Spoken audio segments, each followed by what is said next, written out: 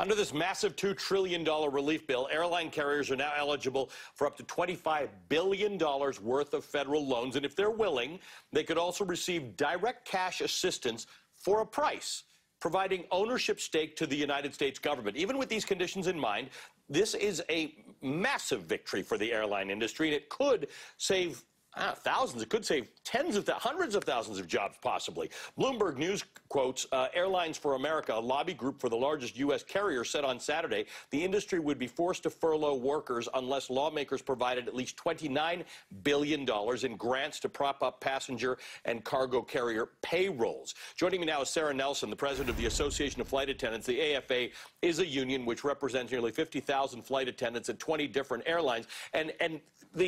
For once, Sara, the airline lobby and lobbies, unions for the workers are saying the same things.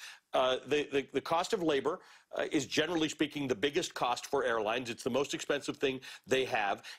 If they get money, that money should be used for the cost of labor.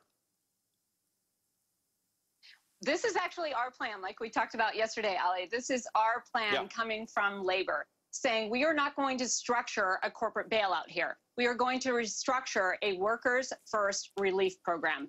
And so it was our proposal that said that the money that's coming from the government, the public's money, by the way, this is our money. We're the consumers, we're the taxpayers, we're the workers who create the value. And so that has to be coming back to us. The government has to tell the airlines where that has to go. And that goes into paying our salaries, keeping us on the job, and keeping us attached to our health care.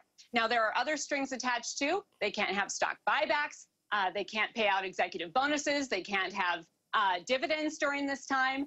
But this is a workers' first package, and we're not used to thinking about it this way.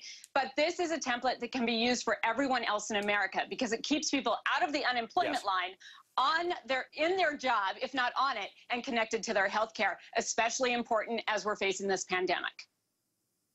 Right, because the aerospace and airline industry, I'm putting Boeing in this as well, are the equivalent of what the banks were in the last recession, right? These are the center of the whole thing. They are the biggest employers. They are the biggest exporters. They deal with so much of our commerce. This is crucial to our society. Tell me what you believe, Sara, given what you've seen in this bill. How bad is this going to be for airline employees? And I'm including in that flight attendants, mechanics, baggage handlers, pilots. Yeah. Without this relief, we would have seen 1 million people get laid off in the coming weeks and months. And that is, we were talking about the airlines and the people at the airport. So the people who are pushing a wheelchair through the airport, to the flight attendant who's on the plane, to the mechanic who's fixing it. We're not actually talking about Boeing in this package. This is airlines and airports and all the people who make the aviation industry run. So these are the people who will get this relief, but otherwise would have been out of work. What this requires is that they keep up the payroll, we stay on the job through September 30th at least, and our contracts stay in place. And that is the requirement of these airlines in order to get this grant money that is going directly to the workers. They don't get to decide where it goes. It goes directly to propping up the American public. All right, what's your sense?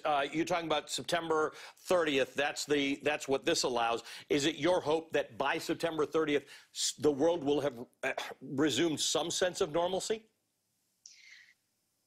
Well, let's be really clear. This stimulus package is not going to be enough for anyone. So we're probably going to have to be back at this again. We need to get some immediate relief right now and try to get our hands around the virus and get that controlled so that the threat is removed. But also we need to follow the footprint that Denmark made for us, where Denmark is paying people's paycheck and keeping them in their jobs and essentially freezing their economy so that they can restart again. You don't need things unraveling when we want to start the economy again, especially the airline industry. Sara, thank you for joining me. This is a crucial part of this discussion. We appreciate that you and your colleagues are helping us through it. Sara Nelson is the president of the Association of Flight Attendants.